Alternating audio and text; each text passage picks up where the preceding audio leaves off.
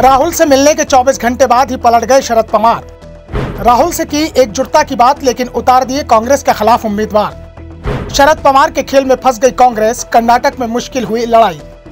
शरद पवार जब मुंबई में होते हैं तो उनके बयान विपक्षी दलों को हैरान करते हैं, और जब दिल्ली में होते हैं तो केंद्र की मोदी सरकार पवार के चलते मुश्किल में रहती है। पवार के खेल को ना तो सत्ता पक्ष समझ पा रहा है और ना ही विपक्षी दलों को पवार की रणनीति समझ में आ रही है। शरद पवार 2 दिन पहले ही दिल्ली आए थे। दिल्ली आते ही सीधा कांग्रेस अध्यक्ष मल्लिकार्जुन खड़गे के आवास पर पहुंचे, जहां खड़गे और राहुल गांधी से मुलाकात की। पवार ने कांग्रेस नेताओं से 2 टूक कह दिया कि अकेले अकेले लड़ेंगे तो बीजेपी का मुकाबला नहीं कर पाएंगे। मुकाबला बेहद कड़ा है, एक साथ आना होगा तो बीजेपी को हराना है तो एक उम्मीदवार के सामने एक उम्मीदवार उतारना होगा। कांग्रेस ने पवार की बातों पर गौर किया और विपक्षी एकता की राह पर बढ़ने की तैयारी कर ली, लेकिन पवार ने ही विपक्षी एकता की गाड़ी को पटरी से उतार दिया। विपक्षी एकता का पहला टेस्ट कर्नाटक में होना है, जहां विपक्षी दलों में कांग्रेस सबसे मजबूत है। मुकाबला यहां पर भी बीजेपी से है। बीजेपी यहां की सत्ता में मौजूद है, यहां तीसरी पार्टी भी मौजूद है। पूर्व सीएम एचडी देवगौड़ा की जेडीएस भी पूरी ताकत से मुकाबले में उतरी है। मुकाबला बेहद कड़ा माना जा रहा है, यानी जहां विपक्षी गठबंधन की पहली परीक्षा होनी है, वहीं विपक्षी गठबंधन बिखरता भी दिख रहा है। और सबसे बड़ी बात, विपक्षी एकता की वकालत करने वाले शरद पवार ने भी यहां अपने उम्मीदवार उतारने का ऐलान कर दिया। यानी दिल्ली की लड़ाई के लिए पवार विपक्षी दलों को एकजुट होने की बात कह रहे हैं, हर दल से थोड़ा थोड़ा झुकने को कह रहे हैं, लेकिन बात एनसीपी की है तो पवार कोई समझौता करने के लिए तैयार नहीं दिख रहे।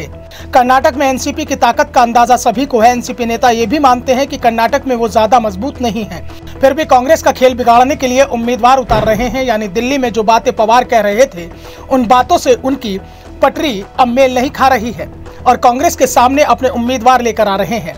एनसीपी ने कर्नाटक में 45 सीटों पर उम्मीदवारों को लड़ाने का ऐलान कर दिया।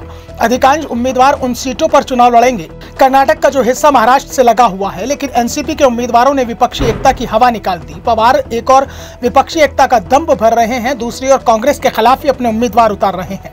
दरअसल कर्नाटक में चुनाव लड़ने का फैसला एनसीपी ने नेशनल पार्टी का दर्जा हासिल करने के लिए उठाया है। इसे लेकर एनसीपी नेता प्रफुल्ल पटेल ने कहा कि हमें वापस नेशनल पार्टी का दर्जा पाने के लिए जरूरी कदम उठाने होंगे। इसके लिए हमें कर्नाटक में अपना दम दिखाना होगा। अगर कर्नाटक में हमें 7 से 8 सीटों पर जीत मिल जाती है तो राष्ट्रीय पार्टी के दर्जे को लेकर हमारा दावा एक बार फिर मजबूत हो जाएगा।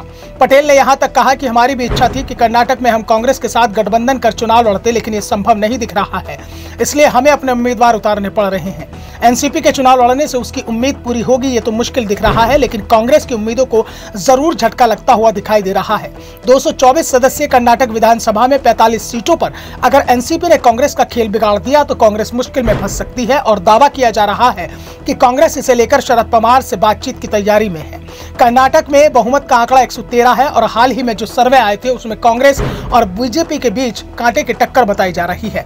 कुछ सर्वे तो ऐसे आए हैं जिसमें कांग्रेस को जीतता हुआ दिखाया जा रहा है, नहीं तो रास्ता मुश्किल दिख रहा है। ऐसे में एनसीपी की रणनीति ने कांग्रेस की मुश्किलों को और बढ़ाने का काम कर दिया है। Bureau report, the Navdarpan news.